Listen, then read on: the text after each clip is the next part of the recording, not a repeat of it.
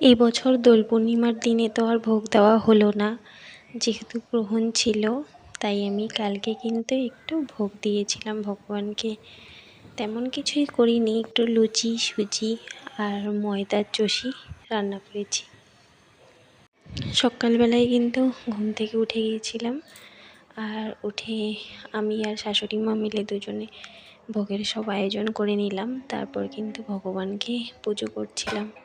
তেমন কিছুই এখনও শেখা হয়নি, তবে আস্তে আস্তে সব কিছুই শিখতে হবে। একটা সময় কিন্তু সবারই সংসার, স্বামী সন্তান এদেরকে নিয়েই কাটে, কিন্তু বাকি পরের জীবনটুকু কিন্তু সত্যি ভগবানকে ছাড়া চলাটাই দায়, তাই না বলো?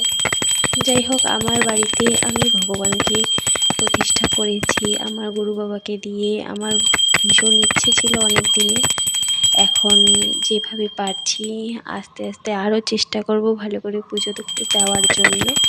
তো আমি আমার পুজোটা এইভাবেই কমপ্লিট করলাম। সবাই কমেন্টে বলে যেও রাধে রাধে। আর আমার বিগ্রহগুলো কার কার পছন্দ হলো অবশ্যই কিন্তু কমেন্টে জানিও।